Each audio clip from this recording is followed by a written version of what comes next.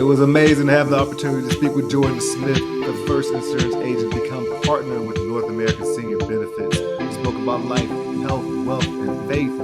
Check it out. Great gems ahead. Yes, sir. We are live. What is going on, everyone? This is Courtney Rollins with the Life and Transitions Experts YouTube channel, Facebook group, and I am actually founder and owner of Estate Pro Service. If you checked out the channel, you'll know that here we try to focus on helping people through some of their biggest transitions in life. And you've noticed in the last several months, I've picked up a great tool, a great strategy for helping people do just that. And that's protecting their lives through life insurance, specifically final expense life insurance. Today, I'm excited. I have an awesome guy who is with, well, he'll explain a little more, but I'm with North American Senior Benefits. That's where I'm able to come in, and I've learned so much about helping people with life insurance. And this is Jordon Smith. He's actually the president of Elevation Sales Coaching, also a partner with Integrity, and also a partner, or was a partner with NASB. We'll learn more about that. North American Senior Benefits, the top guy, the guy who's I'm learning so much from. So I'm excited to spend time with you, man. Appreciate you giving me your time. How you doing today, man? Absolutely doing good, man. Yeah. Look, I could always make time for a UNC grad. Hey. If you're a Duke, I don't know. That's right. I don't know how a grown man pulls for Duke. It I doesn't still make any figure that sense, out. man. The Empire. But yeah, man, always time and great location here. Actually, I did a lot of work right around the corner. Oh, yeah. Early in my career right here. So yeah, man. Ooh, glad to be Durham, with North you. Carolina. Yeah, man, appreciate it. So, can you explain to us? I was talking about North American Senior Benefits. What is your role in North American Right. Senior Benefits? And because he's on the calls every morning or 3 times a week, training people across the country. And also, what do you actually do? Yeah. So I mean, I like to say I'm just an insurance agent. Our company doesn't hire positions, right? So everybody that starts the same way that I started as an agent. But as you level up, the beauty about this business is not only do you have your book of business, but you can eventually be acquired by larger entities. So and you can't just typically go straight to an insurance carrier and say, I want to distribute your product. You have to go through a marketing organization. So we built the largest agency within North American Senior Benefits. So I became a 5% owner in their company. They were acquired by Integrity. Integrity is the big boy on the block. Steve Young, the ex-quarterback, Hall of Fame quarterback of the Niners, is their chairman. They're the biggest in the financial service insurance space. Especially pertaining to seniors, so Medicare, annuities, and life. And so they acquired North American Senior Benefits in 2019. Then in 2023, I sold my agency. I was 100% owner of my agency to the same company, to Integrity. So now I'm a managing partner. I still kind of do the same things I've always done day to day as a managing partner for my company. If you don't mind me asking, what was that price tag that you sold it for? Yeah. There was a whole lot more than I ever thought that you'd be able to get to. I mean, the cool thing about insurance is there's so many different income streams. So, for instance, we go help a family today, and we may get paid as early as tomorrow, hundreds of dollars just for enrolling them in an application. You sell 2, like how many did you sell yesterday? 6 Okay, cats. okay. Yeah. So rule of thumb is every 2 people that you enroll, it's about $1,000 commission. So you may have made around $3K yesterday, depending on the size of the sale. Might have made more. So that's great upfront money. Then the separator in insurance is you also get renewals as long as the client keeps their policy. So that's where most insurance agents do a little bit less work every year. I know we get the rap of being lazy for this reason, but they actually do less physical work in sales each year because they're still getting paid off the sales the prior year. So you get that, but then eventually you can. Well, let me backtrack. Then when you're good at something, it's easy to show somebody how to do something. Right? Like think about any hobbies you've had in your past or strengths. If you could do it, you could probably show somebody how to do it. I'm not even saying teach or train, just show them, hey, watch what I do. Because I didn't think I was a good trainer at all early on. But I could sell insurance. So my mindset was, hey, why don't you jump in the car and just kind of hang out, have a fun day, watch what I do, and hopefully you'll learn enough from it. And that's how I got traction, building an agency. But then eventually you could sell the equity you have in your book of business, right? And so that's what they came in and offered. Funny story, Integrity acquired my agency the same week as Patrick Bet-David from Valuetainment. So a lot of people have heard of Patrick Bet-David. He's gotten big into social media now. He had more people watch the election live stream on his channel than any of the major networks, like more than Fox News. So he's big time. But he built an insurance agency, and Integrity acquired his the same Weath that they acquired mine. Now, he says his was about 300 million. Okay, is what he hints. Mine was about a tenth of that size. A 10, But I'll still take it. That's Hey, not bad. that's 30 still- million, somewhere around there. Hey, That is awesome, man. I'm not giving any of it Congratulations, back. man. And I've heard part of your story, and I can't wait for you to share. I don't know if I've said this to you before, but Yeah. I feel like I've just found a space where it's like, wow, all these things I've been doing in my life in the past have helped me. I'm like failing up.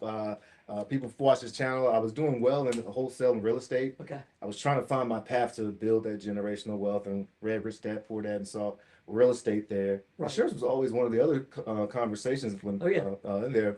But I say all to say that I found myself struggling, man. And I had a new wife, and she's like, "Yo, where's this money coming in?" And it was feast or famine with my wholesale real estate. Yeah. And one of the things that was attractive to me was as you mentioned, how the leads and how I can make money in a more predictable manner and help people. Can you explain to people if they're thinking about insurance or some change in life? You said some of them. What's so attractive about Right.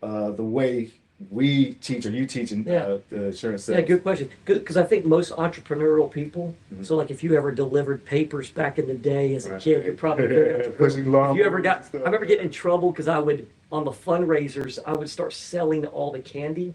Like you were supposed to sell to people, but I had like this business in the classroom selling to the other kids. And then I was like, man, I can do this all year long. I don't have to do it just during this fundraiser, right? And so suppose you get in trouble for We did doing I things got like in that. trouble the same thing during middle school, right? I remember being on Six Forks Road. I was probably 8. I was still in high school.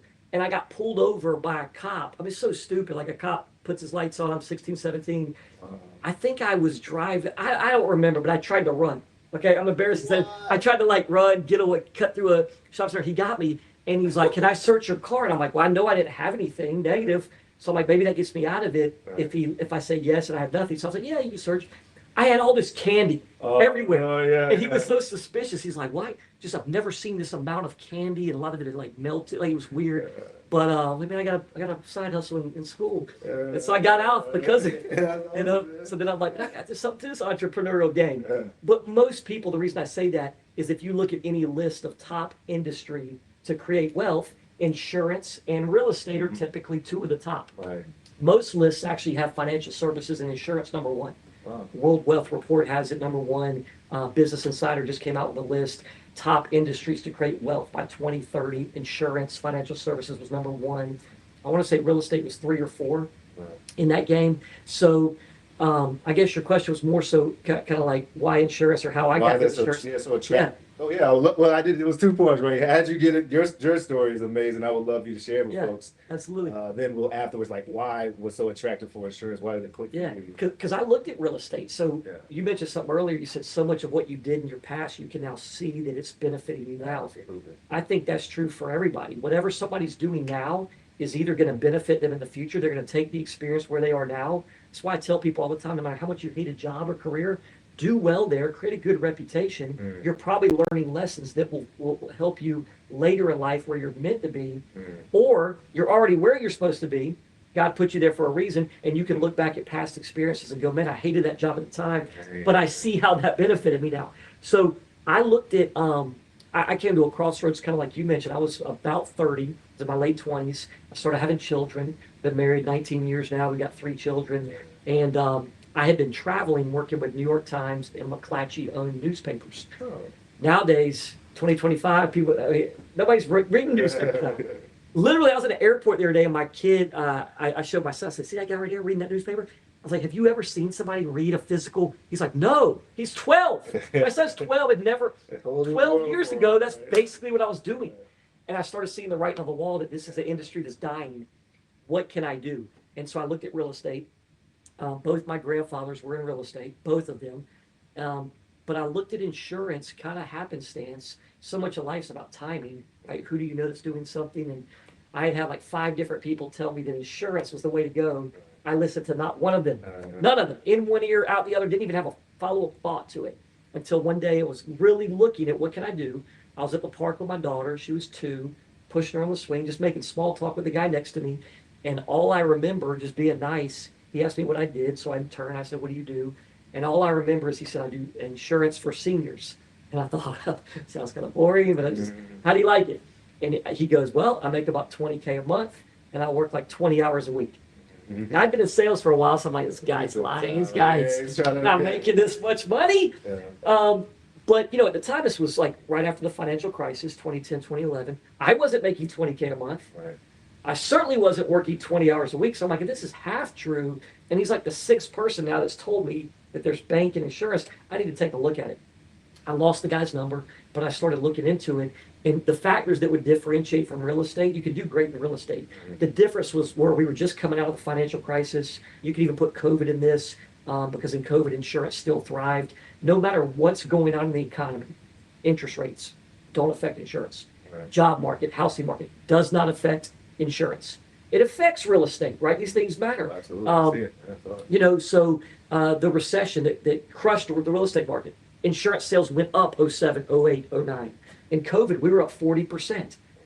We've never had a year, I've been with our company 13 years, we've never had a year that we didn't grow 20% or more. Normally between the 20 and 40, we grew over 40 last year in 2024.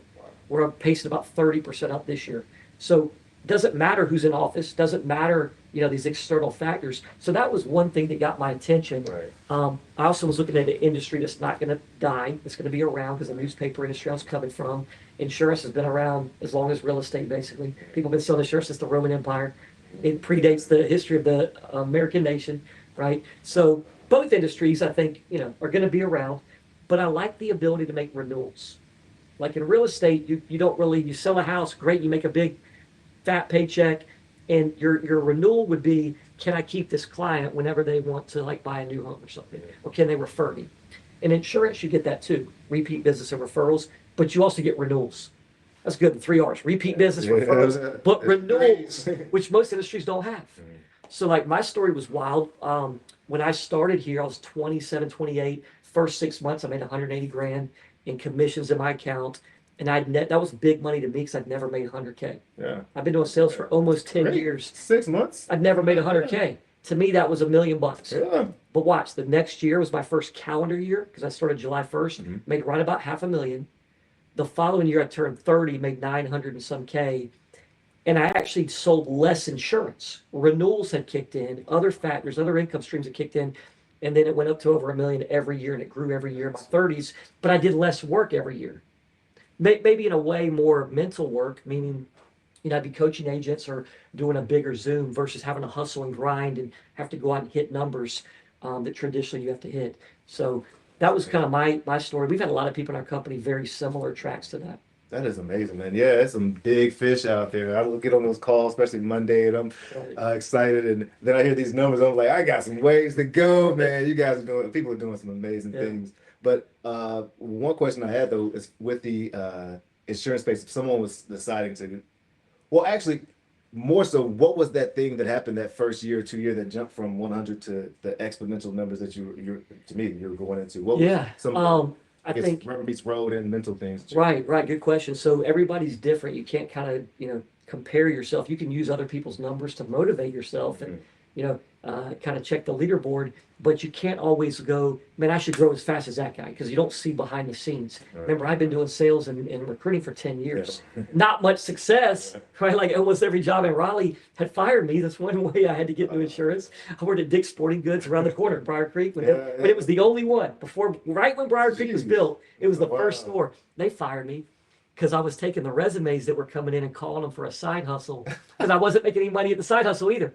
But they're like, you're calling our resumes for sites. So they fired me. Brugger's Bagels, fired. Cutco Knives, I tried to do that. I sliced my finger profusely in front of my first presentation, bleeding like crazy. I think I quit that one. They would have fired me though. I had tons of jobs like that. So anyway, so we get into insurance, and the first year, man, I was ready because I'd gone through all these losses and failures. That wasn't really a loss if you learn something from it. Like Conor McGregor, he probably didn't coin it, but you don't lose or win. You learn or win. Right. So as long as you can take a loss and learn something from it, was it really a loss? If it been like sometimes we miss an insurance sale, but if you learn something from it, that you're going to see that same situation 50 more times in your career. I'll sacrifice that one sale, a loss, to make the next 50. So I was poised and ready. I was motivated. I had small children. My wife was a stay-at-home mom. We had no money in savings, so I had to go perform. And it was just perfect storm opportunity here. Oh, I'm sorry. So that Yeah. 10 years of building up, of learning, of growing, and then being in a vehicle like insurance sales, Right. things just started clicking. But I feel like there was something you said you didn't necessarily track your numbers, but was it just were you seeing more, not just were you Yeah. more activities, not to distill So- it as one thing, but did Yeah. you notice anything? You're like, okay, I'm going to start doing this more, and this is Right. So there were a few things because actually I had gotten my license 9 months before I started with this company. That's right. So I had started selling insurance with another company. They were captive, which meant they owned our book of business, our renewals, whatever. I'm sorry, can you explain? Because that's what I was hoping we go. Yeah. Can you explain to Mike the difference between if you're just looking at insurance, the difference between a captive agent and a broker? Right. So a captive agent would be somebody that represents kind of like one insurance company. Typically, they own your book of business. So whatever back end renewals, if you leave the company, you leave all your income with them. Whereas a company like us, we vest from day one. Okay. So you could be here and leave a year in. We hope you don't, but all your money will follow you. That's Like the all main- your, like we don't get paid and then pay you out. You get paid direct from the insurance company, even if you're not still with the company. So we vest from day one. They were captive and they owned your book of business and stuff. But at the time, that was the only company I knew. So I started with them and I learned the business there, but I was kind of failing out of it. And one reason is I wasn't betting on myself. So they were treating me like an employee and I was just taking how they would treat me. And then when I started here, it's kind of the major leagues, but I started investing in myself and in leads. Yeah. So I got more leads in a month than I had gotten the whole 9 months basically there.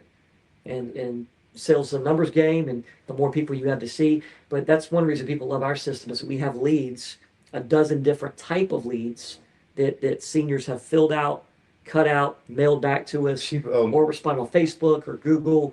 So we're not having to go out and just cold call and cold knock and spend all of our hours prospecting, which no matter how good of a prospector somebody is, if they spend 20 or 30 hours doing that, how much money have they made so far? Right. Zero. Yeah. But they spent a lot of hours. They might have lined up 20 potentials, but they've spent almost 40 hours just to get that ready. Well, what if you had leads and you could spend your 40 hours a week just in front of them presenting? Presenting's where the money is, not prospecting. So leads take prospecting out of it and the cold calling. So that honestly was the major difference. I also found mentorship that had made the type of money that I want to make. Like the guy that hired me at the last company, he would tell me he was making $250,000 a year, and I'd say, "Man, do you have 1099? Can I see that? I build my belief, build my faith." Never would do anything.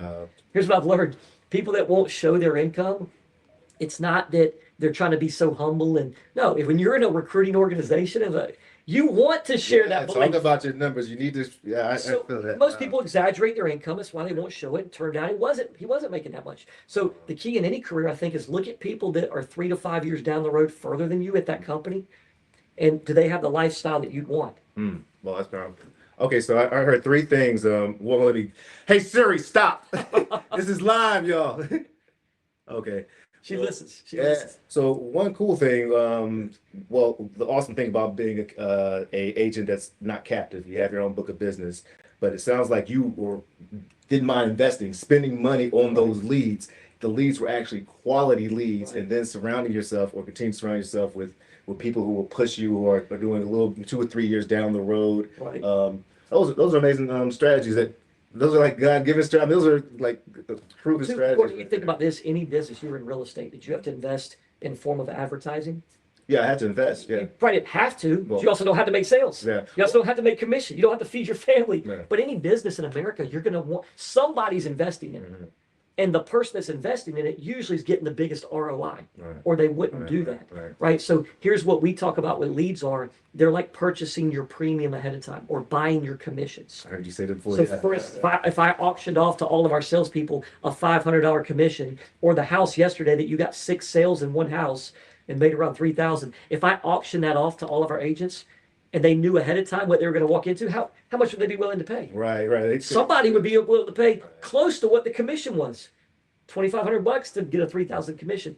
Okay, so on average, if it takes $100 of leads to make one sale, and one sale equates to $500, that means on average $100 invested turns back into $500 commission, 5 times multiple.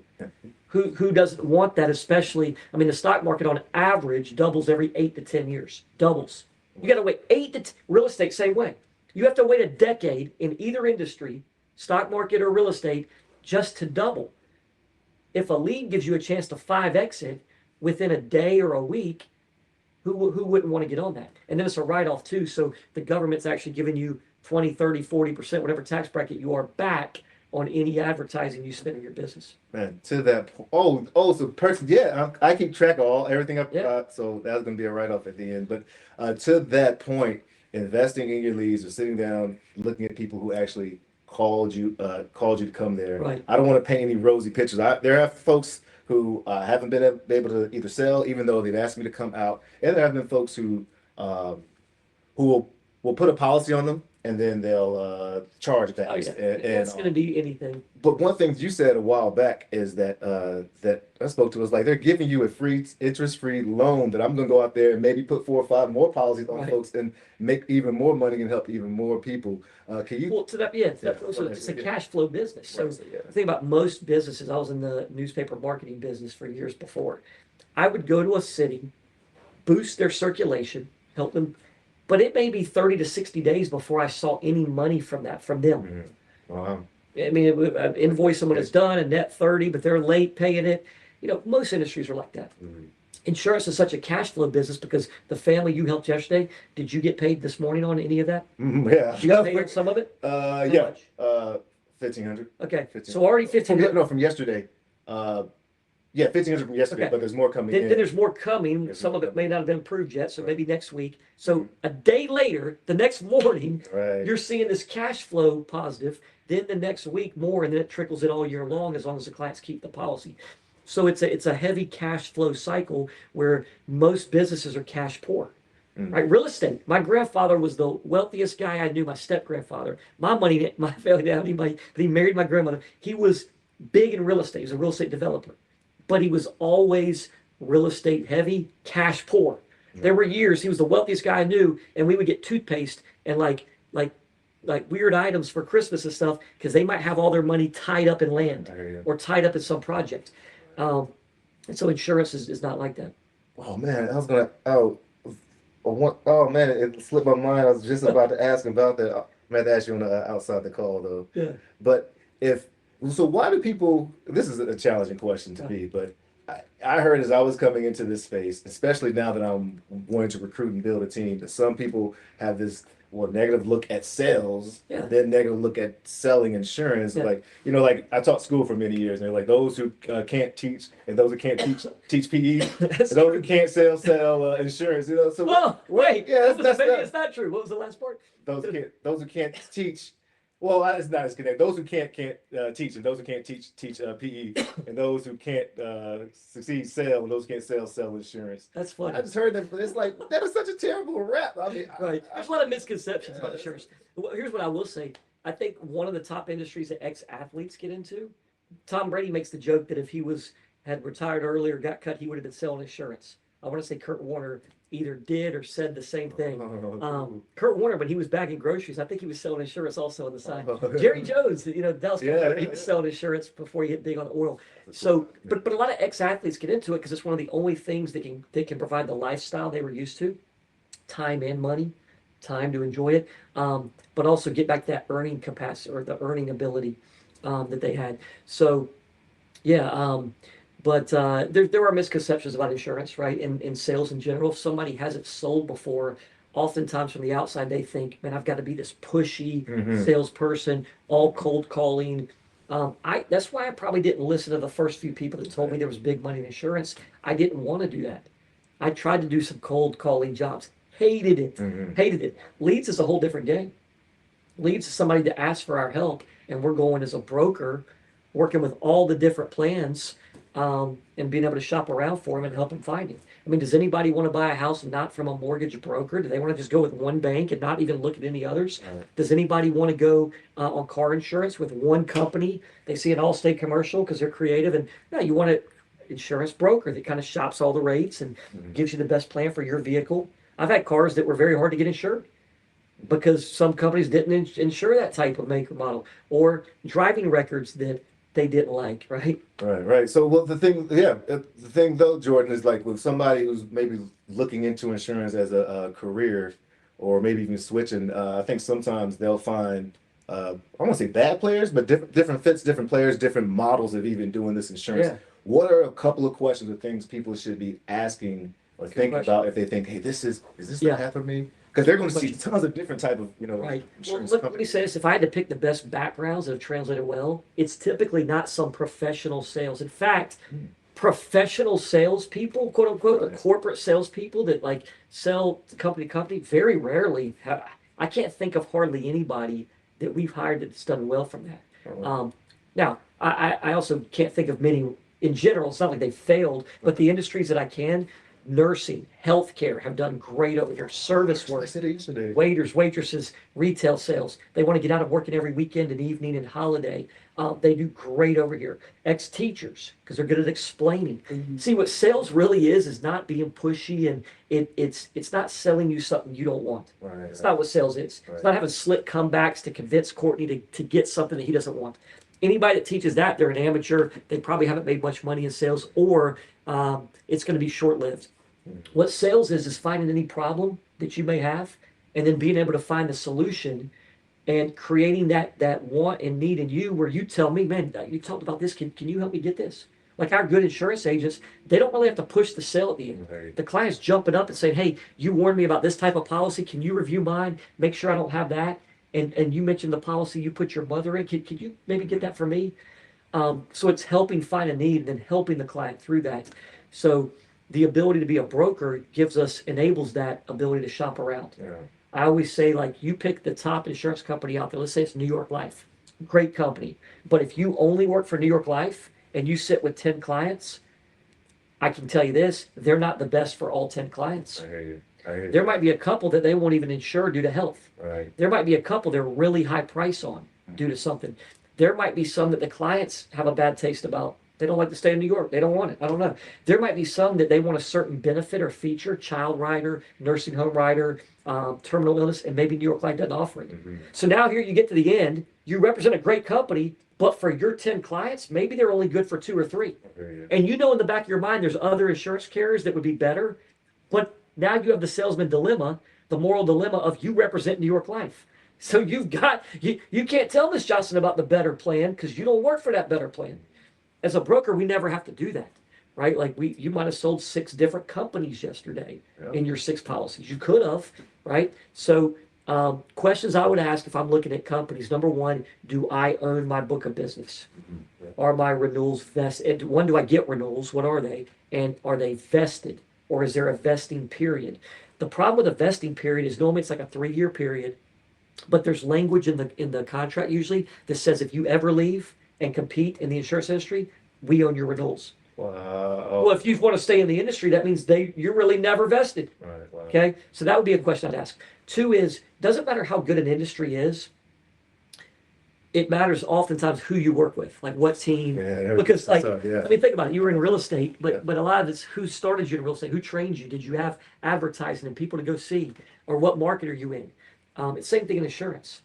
You can make you can thrive in professional sports, but oftentimes it depends what franchise. We were joking the other day.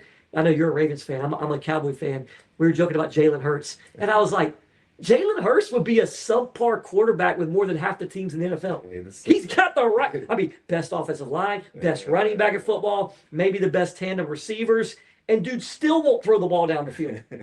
He won't throw the ball down the field. Give him the right Most system. dude, you put him on the Cleveland Browns, that dude's out the league. You put I don't want to offend all the Eagles fans, but they know it's true. That Saban knew it was true. No, anyway. But here's my point.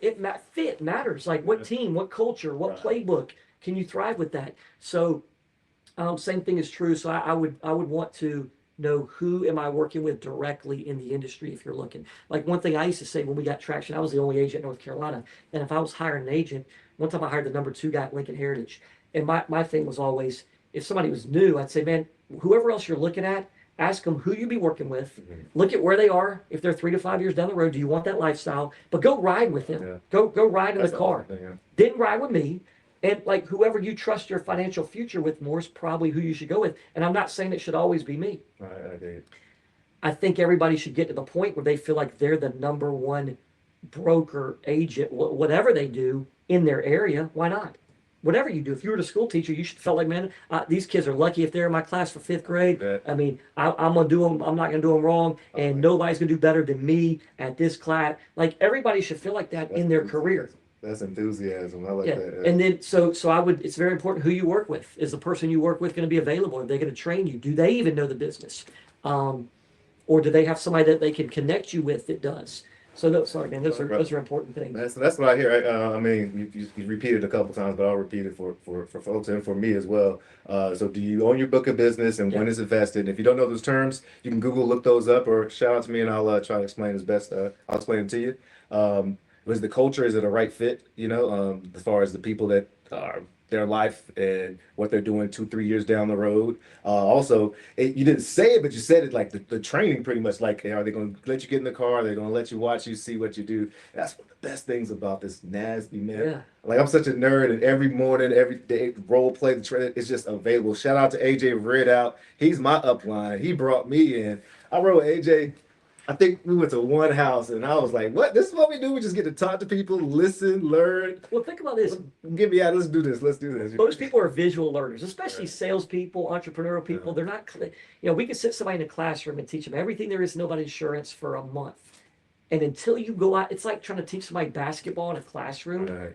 Who's going to be better? The person that goes and plays pickup for a month, doesn't study anything, or somebody that studies the game from like a video and then never has played, and then they go play. The person that plays it figures out. Now, there's value in both, so it doesn't have to be one or the other. But so many companies, we hire agents all the time. They go, well, the other company, they would never take me out and show me how to sell. They wouldn't let me ride with them. Or when I'm in the house and I have a tough question, they're not available by phone to help me close the sale, which we always are, right? How many sales would you say percentage-wise do you get somebody on the phone to help assist close it at the end? I would say about 90%, maybe more.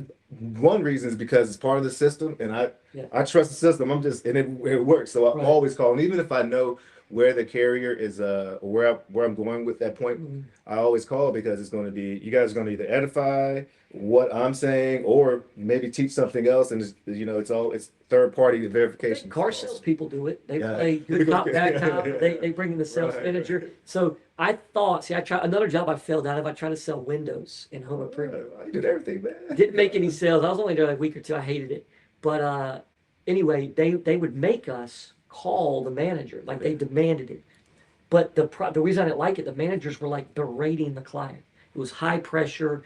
We also could manipulate the price, which I didn't like. It wasn't one set price. We could like price it whatever we wanted to make the most money and then work down. I didn't really like that. So with insurance, you can never change the price. If you're with a 70-year-old female with XYZ health, you can't change the price even if you wanted to. It's that price for all 70-year-old females with whatever health condition. But I hated their setup, calling the manager and berate. I would either make the sale or I'd get kicked out of the house. Usually kicked out. So we have an indirect close where you build up the expert. Let's say they have XYZ company. Say, I've actually got a guy I work with who's an expert on that plan. Let me just see what his opinion is. And I'm talking to you the whole time, but everything I'm saying, I know your client's hearing. It's an indirect. I was noticing that. You're talking directly to me. It's unfair. We're double teaming the client. It's like a handicap match, like an old school wrestling. And but it's indirect. And again, as a broker, we never have to manipulate anything or push them. We literally are recommending the best plan for them. But sometimes hearing it from the anonymous expert, backing up what you just said, adds more credibility. You think about this, most things we buy in life, could we not go one way or the other? Like most things, big purchases, and you probably look for somebody else for validation. You call your wife, hey, what do you think? Or you call, if you know somebody in cars, you might call the guy you know in cars before you buy a car. And whatever they say is going to influence your decision. If they say, no, it's not a good value. So we're doing that. We're helping the client with that. But instead of waiting for them to wait a few days and call their friend, you're calling the anonymous expert and giving them the oomph and the great validation. It's a good decision. Man, it's awesome. It's proven and it's working, man. I keep hearing the same phrase come up, whether we're talking about integrity as the company, integrity of what we do. You seem like you're a man of high integrity. The gentleman, he's leading a leadership club. Our book this month, we're reading the book of Matthews, man. And it's beautiful from the Bible, if you're not sure. but the book of Matthews. Yeah. Tell me more about your faith journey, man. And Yeah. we're going to wrap up. I know it's usually time I Yeah. got to get out in the field and implement some of this stuff, but Yeah. this is So, the question I really want to get to. I appreciate you saying those things. We do a leadership book club. Last year, we did quite a few different variety of background books, normally sales and business, but a lot of times it's self, like a self-help book that's going to kind of challenge people internally. I just felt led this past month, we chose the book of Matthew. We're going to choose one of the gospels, and out of the four, I wanted to do Matthew, and there's so many principles. What we're studying is Jesus's life, right? So we've studied other people, Alexander the Great, Jordan Belfort. You might not agree with all the stuff that he went through personally, but you can learn from it. But then he had good sales lessons. There was no communicator ever that inspired and influenced people like Jesus. So we're studying some of there were 15 parables in Matthew, 20 miracles, some of the ways he communicated, some of the methods he used, right? And these are things that nobody ever has applied and not seen positive in their life. Like just the overall lessons. And so now, it was a great journey last month, and hopefully some people read it that had never maybe read it since a child, or maybe they read bits and pieces as verses here and there, but never kind of read through the whole book. Or reading it through the lens of leadership specifically, how is this going to help me be a better leader in my life and other people and all. The parable of the talents, it's just a beautiful message. I know it's the first part, but it's just, can you say a little more? Because yesterday you spoke about that. Yeah, no, it's. I'm gonna let you go, man. I know, but this is a great conversation. Good, man. So the parable of talent spoke to me the most of all of them. And it's curious that they use the word talent. Right. Now, of course, it's been translated here, and it actually was the form of money they used back then. But they mention money many times in the book of Matthew, and the only time they used the word talent in the translation was this parable. They used other forms of money, like when Judas betrayed Jesus for 30. They didn't say 30 talents, right? And denarii and different. So I think it's not coincidence that the word talent was used here. It can mean money, but it can also mean the talents and abilities that we all were given from God the Creator. So in this parable, there's a master who has 3 employees, so to speak, 3 servants, and he's going on a trip, and he leaves one 5 talents, one 2, and the third 1 talent. And the story goes that the person with 5 and 2 both doubled. And when he came back, they doubled it. And he said, good, well done, good and faithful servant. He was very happy. I trusted with you little. Now I can trust you with more. And the third servant only got 1. So, by the way, you'd be probably pissed if you were, 1 of 3 and you got the least and you only got 1. Now there's pressure. Man, what if I lose this? What if I don't invest it the right way? So he hid it. He buried it. He saved it. I didn't. If it were me, if I gave my 3 kids money and one of them just saved it, I wouldn't be that bad. I'd be like, man, at least you didn't lose it. That's why I don't think it was just talking about money. Nobody would be that upset if it was just money. But it was a metaphor for the talents that he buried. See, our gift, I believe, is whatever talent God gave us. That's our gift from God. Our gift back is how we use it. And the master was irate. You wicked, lazy servant. Why? Because he buried his 1 talent. I wasn't given many talents in life. I look at other people, but see, some of the more talents you have, it's a blessing and a curse. Right? Like, what do it's a blessing and a curse. Things come easy to you. You take it for granted. You don't work as hard, or you're so distracted with so many different things going on. So I think it's you can't get fixated on this other person was given. Man, he was given this height and charismatic, and But what were you given? Focus on that, and what you were given is enough. And what you were given is your job now to multiply that. And so that was the moral of that story. No matter what you've been given, use it, utilize it, and grow it. It just makes you want to go out and grow and interact and connect. Man, it just makes me think, like, if I go through this life and I don't even at least attempt or try or like lay my head on my pillow and say, hey, I tried my best. My heart and my mind matched up. Then what's the point of living? Right. It's a little bit of a pet peeve to me. I think it's, when I say, well, maybe, my wife's not watching this, but I'll say, how's it going? What's going on? How's your day? Yeah. It's okay. I'm like, wait a second. What imagine God asked you, my wife's a beautiful woman who's great and positive and all, but imagine you guys like, how's your life? Well, how's the life I gave you? Yeah. Oh, that's okay. Nah, that's all right, or how's that talent that I gave you? Nah, I put it back. I'm not using it, man. So that really fired me up, man. I appreciate that. If anybody was trying to expand their 1 talent or 10 talents, what's something, a book or a thought you want to leave them with before we get your Yeah. takeaways about it? Well, I mean, I think that book right there's got the most wisdom of any book ever, the Bible. It's proved itself through prophecy over and over again. The book of Proverbs that Solomon wrote, they say he was the wealthiest guy probably ever because he was the wisest guy. So if they want to, grow, that's a great book to start in Proverbs. The best sales book I ever read, just sales, was Zig Ziglar, The Secrets to Closing the Sale. Secrets to Closing the Sale. There's no wonder he was the top guru of last century. Some Napoleon Hill books are great. I like Og Mandino's books, the Greatest Salesman in the World, The Greatest Miracle in the World. They're quick, easy reads. You can read that in a weekend. It's thin little paperback. The owner of our company, who founded our company, Craig Harvey, wrote a book called Driven. I don't know if you've read it yet. Driven. It's red. I mean, Craig likes to be under the radar, so he founded our company. But Driven, it speaks in particular to sales and insurance. Oh, I have to check that out. Yeah. Driven, is it the only book he's He actually has one coming out in January called it's coming out in a few months. Target Green, but Gonna get Driven. Driven. Gonna It's great book. That is awesome. If you do listen to Zig Ziglar, check out his audio. I love his voice, man. Something about that cuss. Voice inflection. But see, that wasn't an accident. Yeah, He teaches in sales, one of the most important things is to record yourself, and I hate doing that. Most people hate doing that. Me too. Hate to hear my voice on playback. But yeah, he teaches to record different things, your approach, your presentation, and listen back to it, and start to say, man, I was kind of boring here. I was very monotonous here. I was very monotone. I was very unenthusiastic here. Gotcha. Too many ums here. Like I just did. So, but what he's great at is voice inflection. He keeps your attention. But when you listen to him, it's not a coincidence. He trained his voice to do those things. Well, that's awesome. Kobe in the gym, you got to put in the shots. You got to put in the work. Yeah. Jordon Smith, I appreciate it. How can people reach out to you if they're you on Instagram or Facebook or anywhere? Yeah, I'll tell you, my wife is. I'm kind of incognito, dude. Yeah. I like to lay low.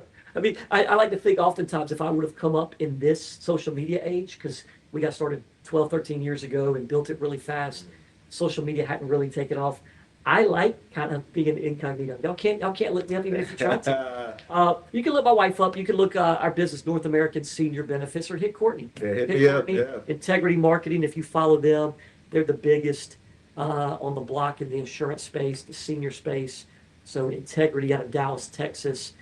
North American Senior Benefits out of Atlanta, Georgia, or Courtney. Courtney's doing big things. Hey, appreciate you, man. Thank you so much, Dude, man. definitely. Appreciate it. You guys, hit the like, subscribe, share. If you have any questions, of course, reach out. We'll definitely try to hit you up. This is the Life and Transition Experts channel. LIT, let your light shine. Cheers. Yep. First live one. Awesome. Good stuff, man. Yeah, thanks, man. Win. Oh, I think it went great, except for that white.